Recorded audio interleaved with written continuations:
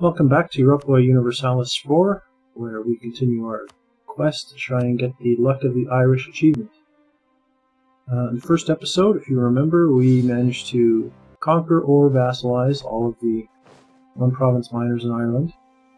We have a royal marriage and alliance with Scotland. We are working on improving relations with France. We're building some more light ships for patrol. And I'm going to go ahead and improve relations with Castile. Okay. The one thing, I know I talked about the 3 different ways to kind of accomplish the achievement that I've read. The thing that's, my armies are completely reinforced, so I'm actually going to reduce my maintenance to 0 again, because as I mentioned, you do need a fair bit of money in order to make this kind of work. Alright, we got the 144 air. Not bad, it's not a bad air. Could do better, but it's not bad. Stability. Oof. I don't really want to see the trade efficiency go down, so it looks like we're taking a stability hit, which is unfortunate. Look at that, revolts and con it when that goes down. It's really too bad. We're going to go ahead and get our light ships joined up with our patrols.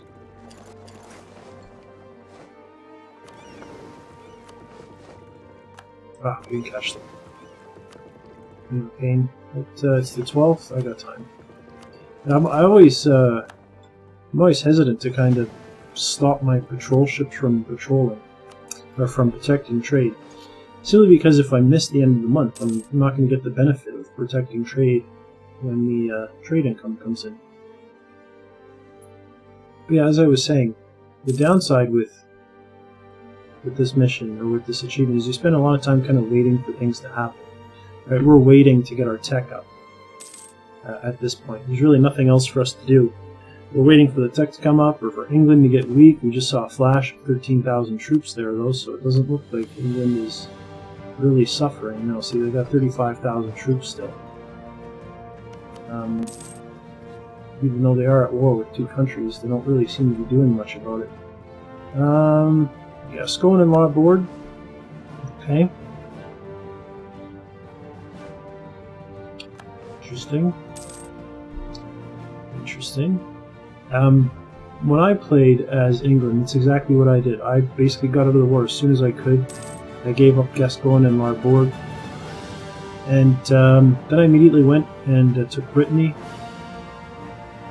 Went back later, took back Gascogne and Larbourg. Worked on Poitou to kind of connect all my territories. Worked on Burgundy to get Picardy and Artois. And then I just kind of started hacking away at France piecemeal. It was a really good strategy for me. I was working on the One Night in Paris achievement.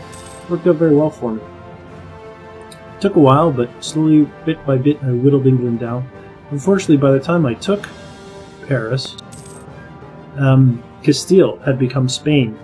They had found themselves in a personal union over Portugal, and then integrated Portugal. And that meant they owned basically all of the New World and 3/4 of Africa, parts of India. Castile was just massive. Austria was massive. Muscovy was coming, and they were massive. And it was great that I had, you know, most of France. You know, like I had kind of all this. There's, you know, a few pieces over here I didn't have, and a couple kind of up through here I didn't have. Actually, I did have, by the end of it, I did have all the way to Friesland. So Friesland and through Helga and down through Holland and across the coast there of the Netherlands. Or I guess what is now the Netherlands. I owned all that, so I was pretty big as England, but I was no match for, you know, Austria being this huge, or Castile being this huge, plus, like I said, most of the New World and half of Africa. My force limit was like 110,000. Muscovy's was like 210,000. Spain's was in the 200,000s. Austria was more than mine. They were up at like 180-some thousand as well. It was there was no point in really continuing the game. And no one liked me either. Everybody hated me. So I had pretty much no chance of accomplishing anything after that. Okay, so France, they like us now. We'll go ahead and get our alliance there. Get a royal marriage if they don't offer it. Doesn't look like they're going to. England made peace with Castile. And they made them give Normandy to France. Interesting. Interesting. There's the royal marriage. We're working on Castile. I don't think we might get a marriage, but I don't think we'll get the alliance just because we're allied with France, and we'd have too many great power allies. So what I'm going to do is, just in case we get a chance to see a weakened England, I'm going to fabricate a claim on Meath. And England, oh look at that, they're down to 6,000 people. 6,000 troops. It's too bad I didn't already have the claim. It would be a good time to go to war if they've only got 6,000. We'll see how strong they are when the claim is up. They're no longer at any war though, so I assume they will be recovering pretty quickly. Do they have rebels? There are no rebels to support. Ideally, the War of the Roses would break out right now.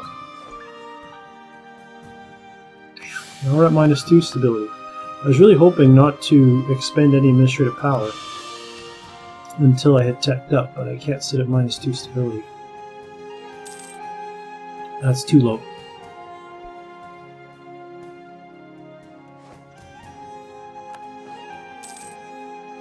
Okay. How's my... not quite 50% yet, and I'm sure England's recovering. Yeah, 11,008 already.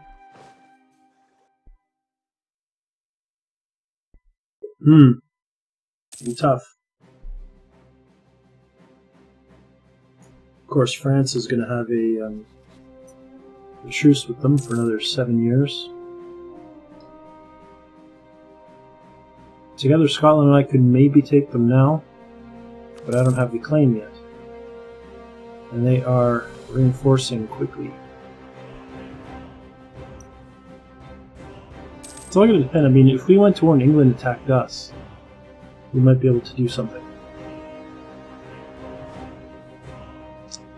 86, so I will have that claim soon. We're up to 16,000 now, though. Yeah, I don't think we can really do it. I think we missed the window there. I don't want to force it. I mean, I realize I've got another 4,000 here, but those guys are not going to are not going to leave the island here. It's just not going to happen. Yeah, see, now if we didn't have an alliance with France, we could get an alliance with Castile, so that's good to know. We could royal marriage them. It would increase the chance of getting heirs down the road, but we're already maxed out on our number of relations. What I'm going to do is start working on my vassals, getting their relations up, because I am going to need to, or not need to, but I'm going to want to annex them eventually. And let's see, that's 1459, so in 1459, so I got 7 years to get them up to 190. Which should be more than enough time, but I'll get started on it now anyway. Alright, so again, not much to do. We're just kind of waiting for tech, waiting for relations, keeping an eye on things. England probably still has no rebels. It's interesting, when I play as England, right about now, I would have rebels everywhere. The AI doesn't seem to have as much rebel problems as non-AI does, or at least as much as I did when I played England. Be nice if we get allied with Burgundy. They'd probably join us in war against England. But right now, all of England's soldiers are actually in England.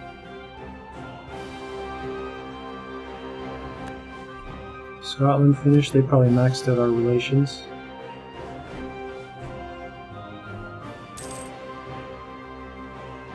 Yeah. It's one of those, this is the thing with this achievement is, I mean, England really has to get beat up pretty bad for you to have any chance at taking them. And you can see how quickly England can recover. I mean, they're already up to 18,000 troops and growing. Their manpower recovers fairly quickly as well.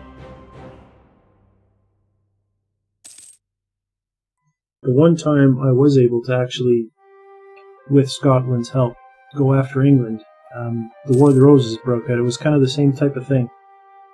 They were at war with France, they were at war with Castile, they were at war with Burgundy, and the War of the Roses all happened all at once. And when I declared war on them, they had like 4,000 troops and pretty much no manpower reserves. So it was a no-brainer to go after them. I mean, it's great that they've only got 17 or 7,000 manpower in reserve, but they're reinforcing quickly. I don't care what people influence, I'll take the prestige. People influence is great if we had any chance at all of becoming a Curia controller, but I don't really see that happening. I mean, it could happen, but doesn't seem likely. And frankly, I'm not really tied to Catholicism here. I would be quite content to switch to Protestantism. If you're going to be the Curia controller, Catholicism is absolutely the best religion to have.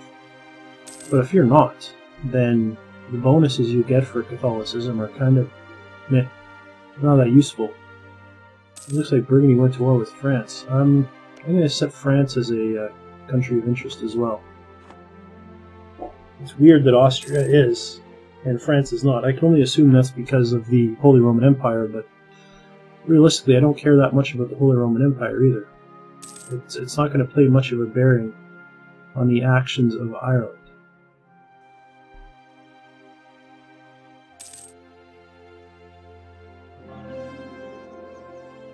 Okay.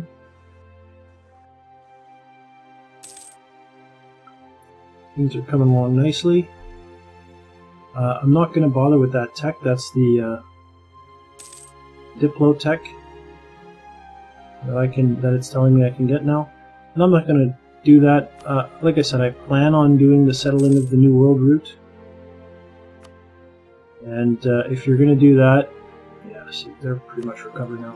If you're going to do that, you need to get three ideas out of exploration. You need to go all the way to overseas exploration up for your colonial range. And you need level 7 of Diplotech. Diplotech gets cheaper the further behind you are. So if I save the Diplotech for the end, it'll just be cheaper and cheaper. So I'm going to save my points for the ideas. So when I get up to like 560 administrative power, I'll check and see exactly how much I need for that first tech. It'll depend on what year it is. And then I'll spend my diplomatic power points at that time. Relations are coming up nicely with my vassals. Be able to annex them in 4 years. Should be up to 190 by then.